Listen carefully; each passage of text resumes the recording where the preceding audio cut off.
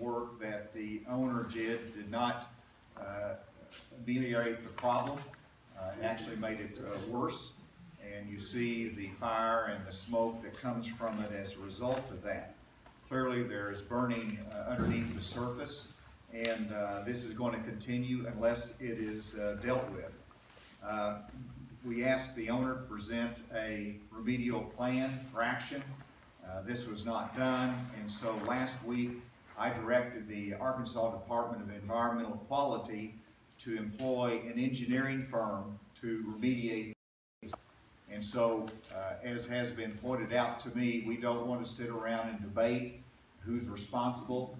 We don't want to try to figure out who we ought to point the finger at. We don't want to have to wait for the federal government to make a decision as to whether there's any responsibility there. The state of Arkansas is going to act on this matter, and we are going to, one, declare it an emergency.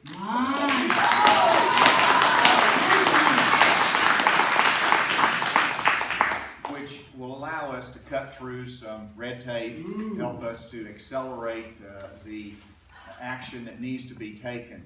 So I'll be issuing that proclamation next week, and then, although I'm making an oral declaration today. Secondly, we are going to fund the engineering work and the remediation work necessary to stop the fire and to get this problem solved.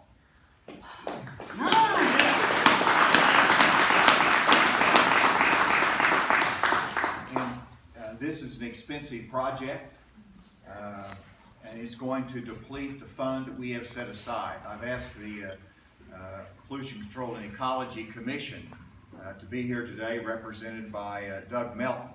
And today I'm not only declaring an emergency, but I'm also asking the PC&E Commission to approve remediation funding.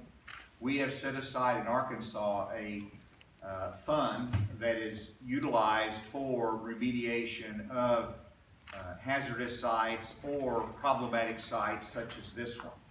And that fund is there for a purpose. Now, we're going to tap into that, but it takes the vote of the PC&E to accomplish that. I'm asking them to support the funding for this project. We have to recognize as we do this that it'll deplete the fund. There's a lot of other needs across the state of Arkansas, and that those funds have to be replenished at some point. And so that's why I hope the congressman I know will work hard to see if there's federal funds that are available. And also, we have our delegation here at the state level that will look at means of replenishing that fund, because it's an ongoing fund that needs to be available for remediation efforts just like this. And so we're going to cut through the red tape. We're going to start the action on it. We're going to get it done right. That's why we have an engineering firm to give us guidance and direction as to what needs to be done. I also want to thank the residents who came in and spoke to us and express their concern about their health, their family's health, how it impacts this community, how it impacts their lives, and I appreciate them being honest and straightforward about it. It's very helpful for us to know exactly the extent of the problem. So we'll be working with our legislative leadership that's here to see what more needs to be done down the road and seeing what avenues of help are available to us. With that, I'd like to invite Congressman Steve Walming up to the podium to make any comments and give us the federal perspective. Thank you, Governor. And let me just say here at the outset how much I appreciate the Governor coming up. And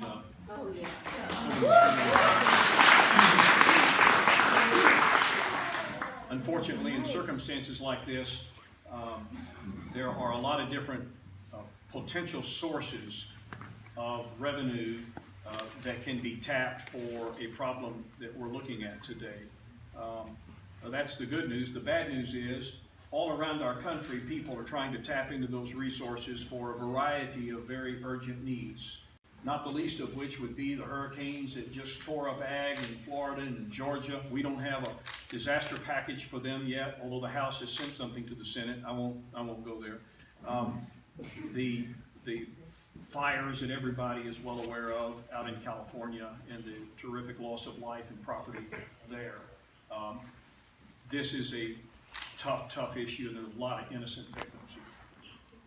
Nobody expected to ever live in a place like Bella Vista, Arkansas, and be subjected to something like this particular disaster. And I'll call it what it is, a disaster. It probably started off as a quality of life issue. It is now a life issue. And there are people out here who are suffering as a result of it, and words are not going to be good enough to be able to grieve. Now, you should understand going into this is not going to happen overnight, and it is not going to be cheap. And so, as the governor has indicated already, we will allow the engineering firm to do their work. By the way, as an aside, I was somewhat pleased. I don't know how to respond to this, but I'm somewhat pleased that they haven't taken at least one potential remedy completely off the table, and that is a water application. Right. Although I know a lot of us are concerned about the downstream effect on Lake Ann and potentially creating another ecological disaster while trying to fix the original. But I think that there is an opportunity there that the engineering firm will look at, and I won't go any further than that because I'm no expert on it, but somehow, some way, we have to get this fire out and allow life in Bella Vista to go on as we know it in a peaceful and healthy way. Quickly about the federal government right now. We are in a partial shutdown. And you should know that the Environmental Protection Agency is funded under the Interior Appropriations Bill of the U.S. Congress. The Interior Bill is one of the 7 bills that does not have funding. Their funding lapsed on the 21st of December. And I cannot give you any hope that we're going to have a solution to funding the other 7 appropriation bills that lapsed in funding on the 21st day of December until a new Congress is sworn in on January the 3rd. I have my opinions as to why that's the case. I had a conference call yesterday with the leadership, the GOP leadership, and all of the ranking members of the various committees of the House Republican, of which I'm one. And it was intimated in the conversation that a counter proposal had been sent from the to Senate Democrats without any kind of response. I don't know what was in that proposal, but the sooner the government funded, the sooner we can have EPA probably more engaged perhaps than they are at the present time, because their funding is certainly caught up in this political fight going on in Washington. I will tell you this, that this is the second time that I've walked the ground here. This is a lot worse today than it was the first time that I was out here. And I know it ebbs and flows. You folks have a serious issue on your hand, and you are looking to your governmental resources that you pay taxes to support to give you some relief, and we owe you that relief. We will continue to do everything we can. Obviously, the state has the lead on it right now. If down the road, the Environmental Protection Agency looks at this as more than a vegetative fire and does conclude, and I think in short order we will be able to conclude that there's other material underneath that ground that is producing the benzene and any of the other contaminants that are airborne. It's at that point in time, I think, that you'll find the federal resources more available than perhaps they are right now. I also want to thank Mayor Christie. As a former mayor, I got to tell you, nobody signs up for this work anticipating this kind of a problem. Mayor Christie had a long-established vacation over Christmas back to Canada, and he will be. I talked to him this morning. He will be en route tomorrow back to this area after his Christmas vacation, and I know it has his undivided attention as well. We will work hard.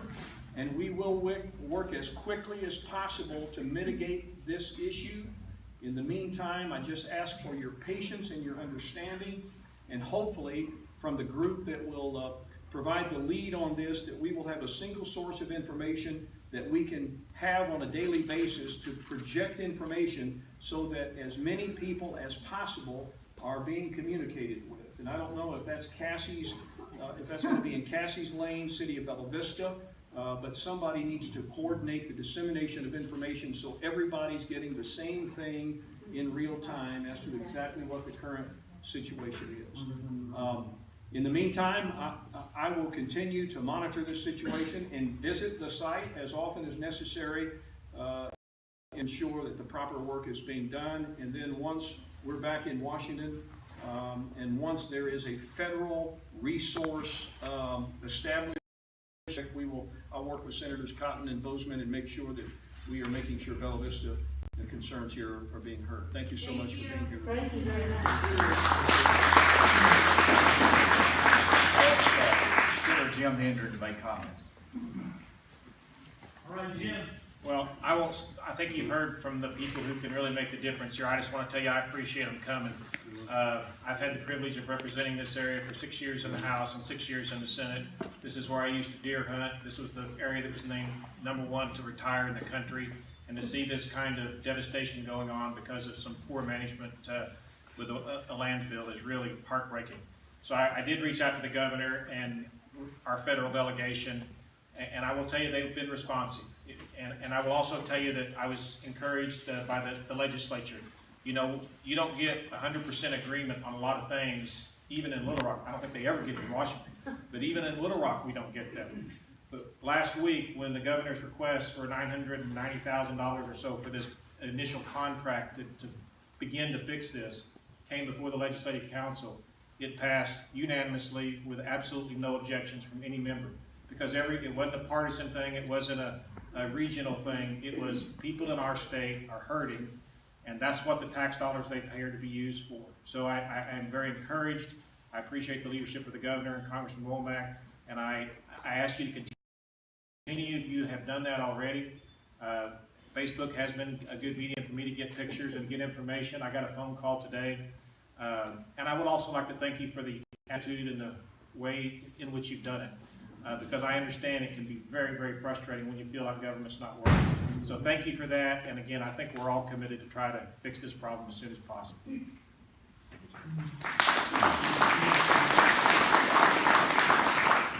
From the media, are there any questions? I have a question. Will the current owners and the previous owners, Cooper Communities, face any repercussions for not being able to remediate this themselves?